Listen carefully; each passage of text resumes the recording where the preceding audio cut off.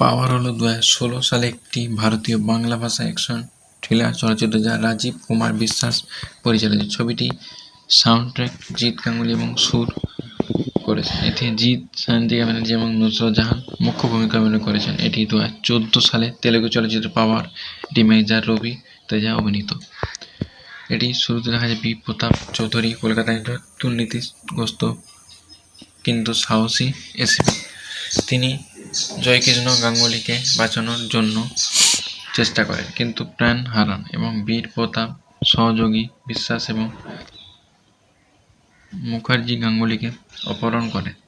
স্বরাষ্ট্রমন্ত্রী রামকৃষ্ণ গাঙ্গুলি জয়কৃষ্ণ গাঙ্গুলিকে গ্রেপ্তার বিষয়কে উদিত বীর প্রতাপ মৃত্যুর খবর শুনে তার মা জ্ঞান হারিয়ে ফেলেন এবং হাসপাতালে ভর্তি হন।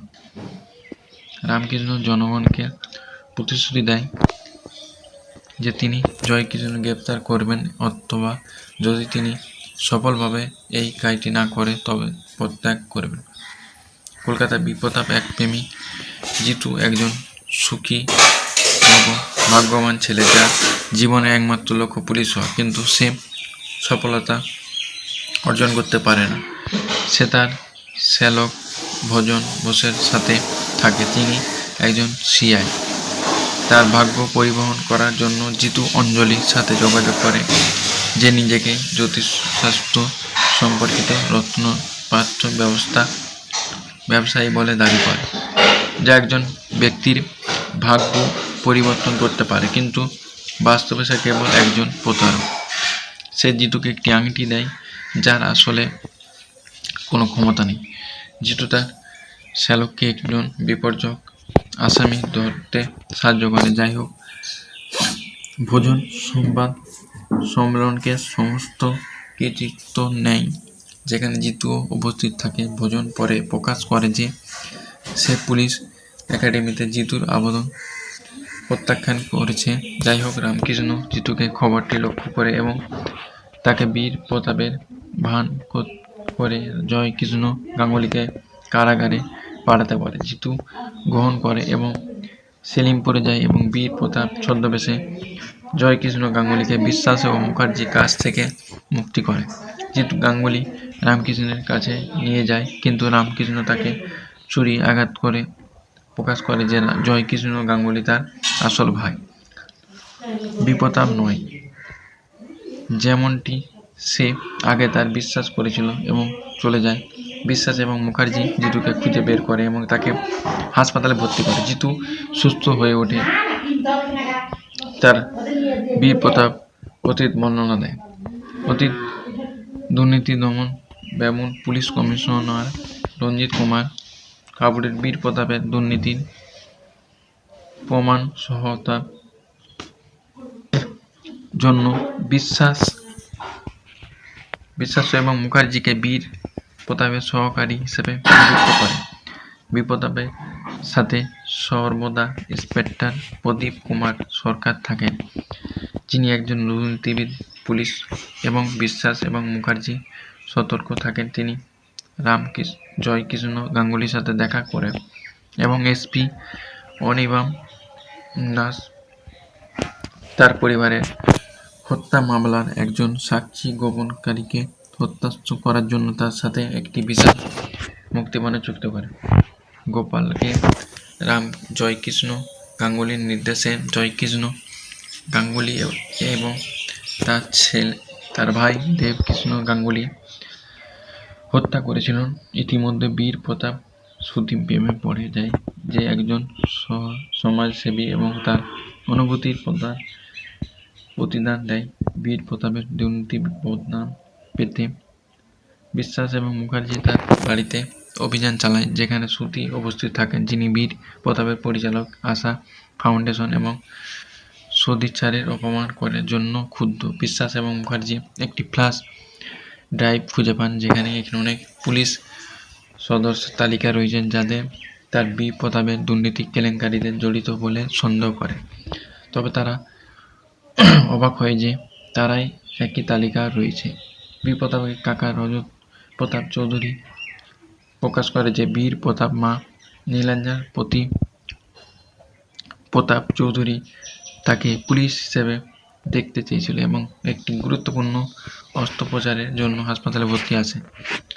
অস্ত্রোপচারের জন্য বীর প্রতাপ 10 লক্ষ টাকা ফি দেন, কিন্তু নির্বাচনের সময় তাকে 10 লক্ষ টাকা ঘুষ দিতে বলা হয়, যা সিনিয়রদের মতে সকল প্রার্থীর জন্য সবচেয়ে সাধারণ। বীর প্রতাপ হতাশ হয়ে ফিরে আসেন, কিন্তু তার মাকে মিথ্যা বলে যে তাকে খুশি করার জন্য তাকে নির্বাচিত হয়েছে। পরের দিন সকালে বীর প্রতাপ পোস্টিং অর্ডার পান এবং তার মা এবং কাকাকে তার দেখানোর জন্য হাসপাতালে ছুটে যান, কিন্তু তার মা মারা যান কারণ তিনি বীর প্রতাপকে পুলিশ বানানোর জন্য অস্ত্রোপচারে ত্যাগ করতে চেয়েছিলেন।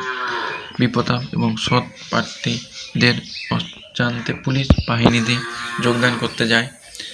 প্রার্থীদের পক্ষে অর্থ প্রদানের জন্য দুর্নীতিগ্রস্ত পুলিশ হিসেবে পরিণত হওয়া শপথ নেন। এই ঘটনার পর বীর প্রতাপ এবং সুধীর বাগনান হয়। ইতিমধ্যে বীর প্রতাপ দেবকৃষ্ণকে হত্যা করে এবং এসিবি অনিবাকে হত্যার জন্য জয়কৃষ্ণ গাঙ্গুলিকে গ্রেপ্তার করে। গোপাল প্রধান সাক্ষী হিসেবে দায়িত্ব পালন করেন। বীর প্রতাপ যখন গাঙ্গুলি এবং গোপালকে হাইকোর্টে হাজির করতে যাচ্ছিল, তখন ইন্সপেক্টর প্রদীপ কুমার সরকার গোপাল এবং বীর প্রতাপ সম্পর্কে তথ্য সহ প্রমাণের নথিপত্র বিপুল ঘুষের বিনিময়ে বিক্রি করে দেন এবং তথ্যের ভিত্তিতে গাঙ্গুলি গুন্ডারা বীর প্রতাপ কাকাকে হত্যা করে এবং তারপর আদালতে বীর প্রতাপ এবং গোপালকে আপন করতে এগিয়ে যায়। যাই হোক, শ্রুতি এবং গোপাল সংঘর্ষে নিহত হন এবং বীর প্রতাপ পালিয়ে যায়। বীর প্রতাপ প্রতিশোধ নেয় এবং বিশ্বাস এবং মুখার্জি সহায়তা পিকে এর হেফাজত থেকে গাঙ্গুলিকে অপহরণ করেন। এই প্রক্রিয়ায় একটি পাহাড়ি এলাকায় তার একটি গাড়ির দুর্ঘটনা ঘটে এবং তার গাড়ি বিস্ফোরণ হয় এবং বিস্ফোরণ হয়ে যায়, যার ফলে সে মারা যায়।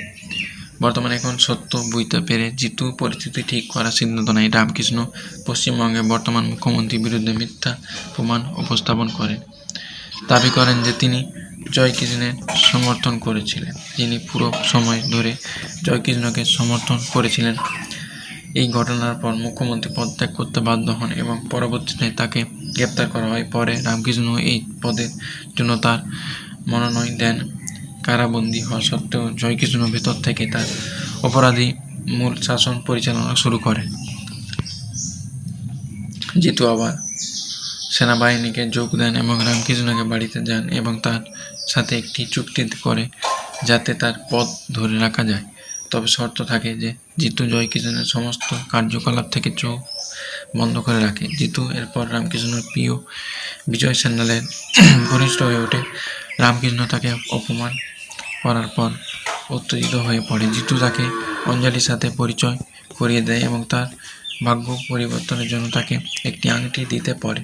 যাই হোক, আংটিগুলি আসলে নকল রত্ন, ভিতরে এমবেড করা ক্যামেরা এবং অডিও ধারণ করার জন্য একটি মাইক্রোচিপ এবং আংটির সাহায্য। জিতু মিডিয়ার কাছে রামকৃষ্ণের দুর্নীতি প্রকাশ করে। রামকৃষ্ণ কনকাটা করে পড়ে এবং ভাই সাথে গর্ভে পালিয়ে যান। তিনি অঞ্জলি বিশ্বাস মুখার্জি এবং ভোজনের পরিবারকে অপহরণ করেন। এদিকে রঞ্জিত কুমার কাপুরিয়া তিনি এই মামলাটি গভীর আগ্রহের সাথে অনুসরণ করছেন। তিনি এই সত্যটি যে বীর প্রতাপ এবং জিতু একই ব্যক্তি। গাড়ি বিস্ফোরণের ঠিক আগে বীর প্রতাপ গাড়ি থেকে ছিটকে পড়ে একটি মালবাহী বাড়ির উপর পড়ে যায়, যার ফলে সে অজ্ঞান হয়ে যায় এবং তাকে হাসপাতালে নিয়ে যাওয়া হয়, যেখানে ভোজনের মামলাটি সরবরাহ করা হয়। ভোজনের স্ত্রী তার ভাই জিতুকে অনেক তাকে আগে শৈশবে হারিয়েছিলেন এবং তখন থেকেই তাকে খুঁজছেন। বীর প্রতাপ স্মৃতিমন্ত রোগে ভুগছেন তা বুঝতে পেরে ভোজন তাকে খুশি রাখার জন্য তাকে জিতু বলে পরিচয় দেওয়ার সিদ্ধান্ত নেয়। তবে মূলত নিশ্চিত করার জন্য সে তাকে তার সন্ধানের জন্য বিশাল অঙ্কের অর্থ ব্যয় করতে হবে না। কাপুরিয়া এই ঘটনাটি রামকৃষ্ণ এবং জয়কৃষ্ণের কাছে প্রকাশ করে এবং তাকে সতর্ক করে দেয় যে জিতু যদি সত্যটি আবিষ্কার করে তাহলে পরিণত আরও মারাত্মক হবে। জিতু জয়কৃষ্ণের দুর্গে আঘাত আনে যেখানে সে তাকে হত্যা করে এবং রামকৃষ্ণ গ্রেপ্তার করে। বিশ্বাস মুখার্জি এবং সকালে জিতু বি প্রতাপকে কাছে সত্য প্রকাশ না করার সিদ্ধান্ত নেয় এবং এইভাবে তাকে তার কাকা এবং বাগদত্ত মৃত্যুর যন্ত্রণা থেকে রক্ষা করে। জিতু পরে অঞ্জলিকে বিয়ে করে এবং বি প্রতাপ চৌধুরী চরিত্রে অভিনয় করে কলকাতার সুখে বসবাস